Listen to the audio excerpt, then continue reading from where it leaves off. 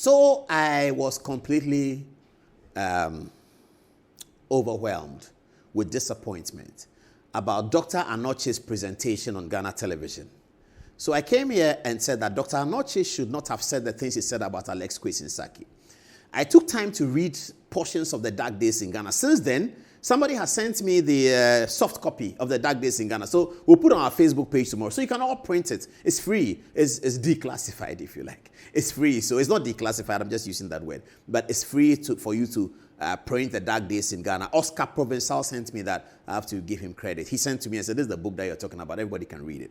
So I came here to read Nkrumah's account of Quaison Sackey. Where Nkrumah talked about Quaison Sackey betraying him, he did, and I read it. Now, the concern with Mr. Anokye's expressions on Ghana television was the allegation that Quaison Sackey took money to betray Nkrumah. That's really what we talked about. We didn't say that Quaison Sackey did not betray Nkrumah. In any case, betray is your word. Treachery is another person's word. Another person will say that he left on principle, that he left the CPP government on principle, because the way the CPP government was set up at the beginning, for which reason he joined, may have changed. And I'm going to show you tonight many, many people in NDC and NPP who have left NDC to join NPP, NPP to join NDC on the same principle. So that betrayal is nothing new. Now, Mr. Anochi then comes back, Dr. Anochi then comes back to do a rebuttal. And he cleverly, disingenuously avoids the fact that he accused Quaison Sackey of taking money. That was the only problem I had with him. Because in my own reading of Nkrumah's book, I outlined the fact that Osajefo felt that Quaison Sackey had betrayed him. But Osajefo didn't say that Quaison Sackey had taken money to do that. Anochi said something also that was blatantly wrong. He said it was Afrifa who killed General Abawa. It is not true. Nkrumah's account says that it was Kotoka who killed General Abawa. That's very straightforward. What is he trying to achieve by changing the history of Ghana? We're going to deal with that right now. First, let's get to Anochi's original video that we responded to. Let's see it. I didn't even know that her direct uncle, father's elder brother, was this man who betrayed Kwame Nkrumah, Dr. Quaison Sackey, who took money from the CIA, and he was the most trusted confidant of Nkrumah, and told Kwame Nkrumah that Nkrumah should travel, there would be no coup, because CIA had promised him to make him the next president of Ghana. That man's niece is this man. Until all this matter, I wouldn't have known. I didn't even know that her direct uncle, father's elder brother, was this man who betrayed Kwame Nkrumah, Dr. Quaison Sackey, who took money from the CIA, and he was the most trusted confidant of Nkrumah, and told Kwame Nkrumah that Nkrumah should travel, there would be no coup, because CIA had promised him to make him the next president of Ghana.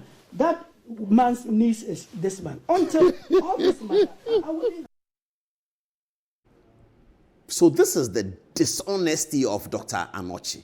You come and sit on television without a shred of evidence and say that Quaison Sackey took money. And then when we take you on, you come back with a rebuttal and you refuse to mention that he took money. Our conversation, Dr. Anochi, is not about treachery. No. You can say he was a traitor. You can say he betrayed. All that is fine. The point we are making that you cannot sit on Ghana television and accuse somebody for taking money, that the motivation for shifting away from Nkrumah's government was money. That's deviant behavior. That's disingenuous behavior that you are accusing Quaison Sackey and his family of. Quaison Sackey has died. You are beginning to connect Quaison Sackey with Chief Justice Tokonu and say that your relatives, your forebears used to take money. So Anochi must come and apologize to Quaison Sackey's family for the treachery that he showed on television, alleging that the man took money. When he came back with his rebuttal, for 11 minutes of the video that was sent to me, he didn't talk about money. He kept talking about evidence of treachery. That's not the point we are making. Indeed, when we read Nkrumah's book, Nkrumah did say himself that Quaison Sackey betrayed him. So that's not a problem at all. The problem we have is that you, Anochi, Dr. Anochi, in due reference to you, Dr. Anochi, you said that Quaison Sackey had taken money. Where is the evidence that Quaison Sackey took money? You cannot come on television and allege things against people in that manner. That's so wrong. And you are a senior person. You are a historian. You say that you teach MBA. You say that you've done this and done that. So young people like us should look up to you. If we should look up to you, we shouldn't learn that character of this character assassination that you do. I don't know whether it's for politics. I don't know what it is for. But the fact is that you don't have any evidence, no shred of evidence that Quaison Sackey took money. When we said that, he came back with this rebuttal. Have a look. Last week, I was here before the Station of the Nation, and in one of the usual conversations, I made reference to the fact that Dr. Quaison Sackey was a traitor who took money to betray his master, the then president of Ghana, Kwame Nkrumah. Now, about 2-3 days after that, I saw from various angles a gentleman by name Paul Adom-Otchere, who in a monologue, in my case, there was a host and then 2 other members of the panel. Right. And one of them was a leading member of the NPP, Kofi Kapito, who could have challenged me. In his case, it was a monologue. So nobody was there to add to or take from. Host and guest played at the same time, per Adom-Otchere, in which he made lots of misstatements, confused himself, except that I would need to explain to the general public, because not only did he run me down, he also discredited the Ghana Broadcasting Corporation for bringing a person like me to their studios to come and perpetrate falsehood to this whole nation.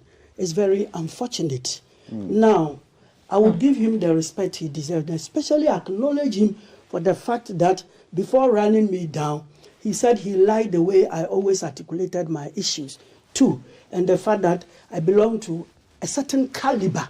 That one, I'll have to thank him. Right. After all, he's my junior many years at Commonwealth Hall. I'm a Vandal. Okay. Now let's come to academic work. Now, if you read some of the declassified CIA documents, one published by the Chicago, Illinois Tribune, dated 4th March 1966, declassified. So it means at the time of that's a copy of it there. Where, if I'm to paraphrase, because everybody will find it on the net, where it is stated that Sir Quaison Sackey, who was the right-hand man of Kwame Nkrumah, was made, in fact, he was Nkrumah's foreign affairs minister, was made to play a leading role in the coup per the CIA, because coming from the CIA itself. And at that time, Nkrumah himself did not have access to this, because it took about 30 years after Nkrumah's overthrow before the CIA document could be declassified. That was what enabled President Mahama during the 68 independence celebrations to consciously, expressly, and explicitly emphasize that it was the CIA that overthrew Nkrumah.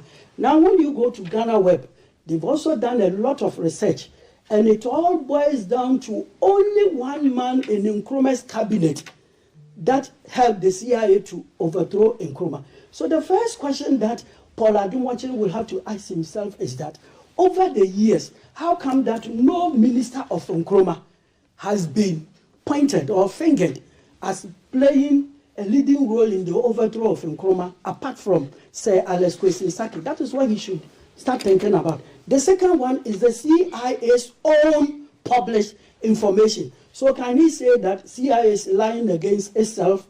Then the next one is that Paul Adom-Otchere read a portion of Kwame Nkrumah's book, Dark Days in Ghana.